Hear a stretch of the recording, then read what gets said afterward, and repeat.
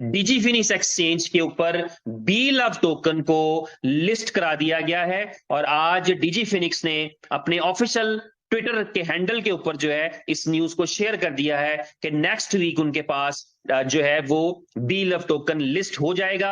ये उसी लिस्टिंग का पार्ट है, ये वही पार्ट है जिस हिस्से के लिए हमें 500 दिन तक इंतजार करने के लिए कहा गया था। ये पॉलिसी, ये स्ट्रेटेजी आपको बताई गई थी, आपने घबराना नहीं, इस पे चौंकना नहीं है। आपको बताया गया था कि 100 एक्सचेंजेस के ऊपर बी लव टोकन की लिस्टिंग की जाएगी और जब ट्रेडिंग एक्सचेंजेस कंप्लीट हो जाएंगी तो फिर एक ही दिन के अंदर तमाम एक्सचेंजेस पे ग्लोबली जो है वो उसकी ट्रेड कराई जाएगी। तो इसलिए जहां जहां आपको लिस्टिंग दिखेंगी वहां पर आपको पेयर्स दिखेंगे, लेकिन आप वहां पर ट्रेडिंग नहीं कर पाएंगे फिलहाल। लेकिन आपकी लिस्टिंग का प्रोसेस जो है वो स्टार्ट हो चुका है। तो एक खुशखबरी थी कि आपका डिजी फिनिक्स एक्सचेंज के ऊपर लिस्ट हो चुका है। और दूसरी न्यूज जो थी, जो थोड़ी देर पहले आई, एक दूसरी एक्सचेंज है जिसे कहते हैं P2P B2P। इस एक्सचेंज के ऊपर भी जो है आपका बी लव टोकन लिस्ट हो चुका है। इन्होंने भी अपने ऑफिशियल चैनल्स के ऊपर, जो भी इनके ऑफिशियल हैंडल्स हैं, आप इनकी वेबसाइट पर जाके या वहां पर जाकर देख सकते हैं। नेक्स्ट वीक में ये पेयर जो है वो आपको यूएसडीटी के पेयर में वहां पर दिखना भी शुरू हो जाएगा। अभी ट्रेडिंग स्टार्ट नहीं कराई जाएगी, लेकिन वहां पर आपको ये दिखना शुरू हो जाएगा। तो इस तरह ग्रेजुअली वो मिशन शुरू कर दिया गया है, जिस मिशन के तहत इस टोकन को 500 दिन के अंदर 100 एक्सचेंजेस के ऊपर लिस्ट होना है, ताकि ये अपनी ट्रेडिंग का आगाज कर सके, ताकि ये एक मैसिव लेवल के ऊपर उस टारगेट को पहुंच सके, उस रोड मैप को। रोड मैप का मकसद क्या होता है? रोड मैप का मकसद यही होता है कि आपका एक आइन होता है, आपका एक असूल होता है, आपका एक तरीका होता है, जिस तरीके पर चलते हुए आप समझते हैं कि आप यहां तक पहुंचेंगे, और टाइमलाइंस के साथ आपने सेट किया होता है।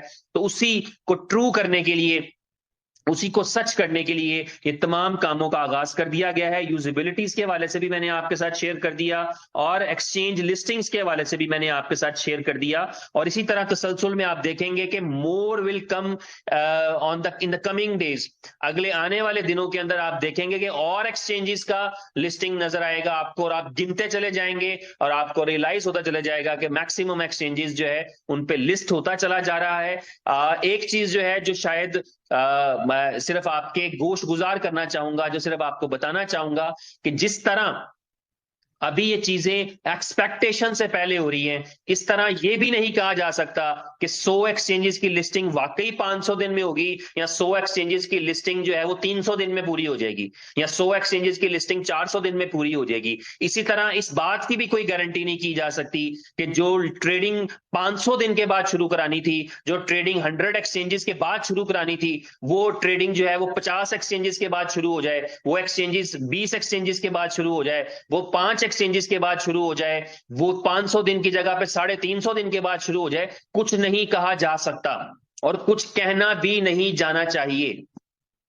क्योंकि यही है सारा कुछ। जब हम क्रिप्टो की बात करते हैं तो इसमें ऐसा ही होता है। यहां पर तो जितनी ओपन तरीके से, जितने खुले तरीके से फ्यूचर प्लानिंग डिस्कस कर ली जाती हैं, उसका मतलब ये नहीं होता कि हरगिज वैसे ही हर एक चीज को उसी तरीके से ही किया जाएगा। लेकिन तरीके सलीके के साथ, और जो बेहतरीन वक्त होता है, मेन चीज इसमें ये होती है कि जो वक्त होता है वो बेहतरीन होता है, उसके मुताबिक जो है वो चीजें होती हैं। हम अक्सर अपने बच्चों को कह रहे होते हैं कि बेटा ये तुम्हारा पढ़ने का टाइम है, खेलने कूदने का टाइम नहीं है। इसका मतलब ये होता है कि हम ये बता रहे होते हैं कि बेटा वक्त तुम्हारा वो भी आना है, लेकिन अभी इस पे फोकस करो।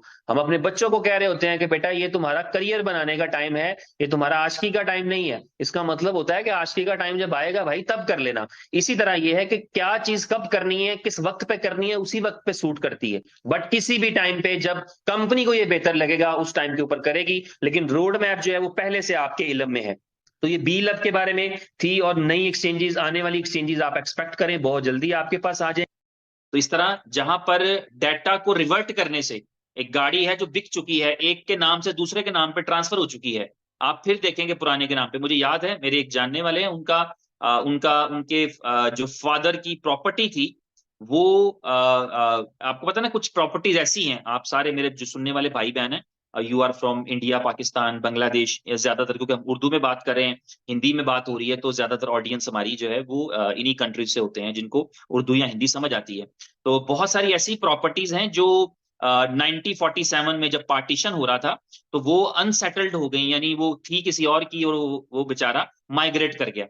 और वो फिर जो प्रॉपर्टी थी वो वैसे ही रह गई, तो उसको यहाँ किसी ने ऑक्युपाई कर लिया या फिर वो गवर्नमेंट ने लेके किसी को गिफ्ट कर दी, यानी इस तरीके से वो सिस्टम चलता है।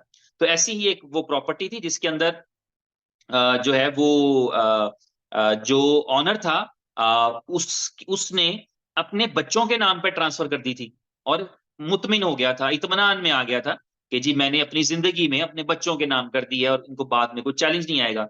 बट एज ही एक्सपायर्ड, जैसे ही वो इस दुनिया से गए, 2-3 साल के बाद जब बच्चों ने ऑफिस में अप्रोच किया तो they got to know that कि वो वापस उनके डैड के नाम पे जा चुकी है।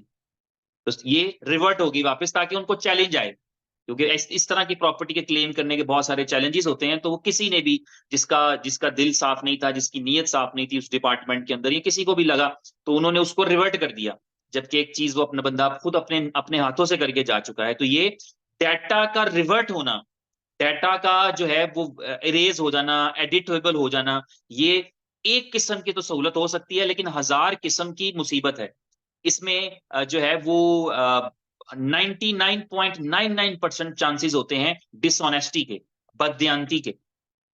तो इस डाटा को नॉट एडिटेबल डाटा की शक्ल में एंक्रिप्शन जो है वो, बल्कि इंक्रिप्शन अलग चीज है, तो नॉन एडिटेबल डाटा की शक्ल के अंदर जो है इसको स्टोर करना, ये है ब्लॉकचेन, जिसमें आप ऐसा प्रोग्राम या ऐसा जो है वो सिस्टम डालें जिसको जब एक दफा कोई चीज कर दी जाए या कह दी जाए तो वो हो जाए।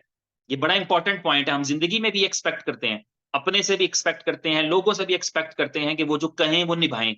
ये हमारी एक्सपेक्टेशन होती है, किसी से भी एक्सपेक्टेशन होगी, यार तुमने तो ये कहा था, हम बोलते हैं ना लोगों को। तो ये जो एक्सपेक्टेशंस होती हैं ये हमारी इसी चीज पर बेस करती हैं, इसी ख्वाहिश पर कि जो किसी ने कहा है वो उसको पूरा करे, वो उसको निभाए। और हम खुद भी ये कोशिश कर रहे होते हैं, जो मैंने किसी से कहा है, जो मैंने किसी से वादा किया, मैं भी उसको निभाऊं, मैं भी उसको पूरा करने की कोशिश करूं।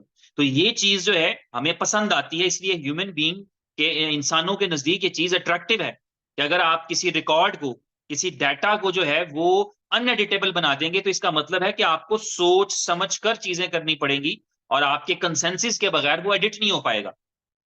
तो ये ब्लॉकचेन की पहली प्रॉपर्टी थी। और जो दूसरी प्रॉपर्टी है वो एनक्रिप्शन है। एनक्रिप्शन के अंदर वो हाई स्टैंडर्ड यूज किया गया है जो दुनिया की तारीख में आज तक तो नहीं हुआ। जो ब्लॉकचेन के प्रोग्राम्स में, ब्लॉकचेन के सॉफ्टवेयर्स के अंदर जो एनक्रिप्शन की जा रही है, जिस लेवल की इंक्रिप्शन है और जिस लेवल का उसका फ्लो है, वो आज तक कहीं और नहीं हुआ।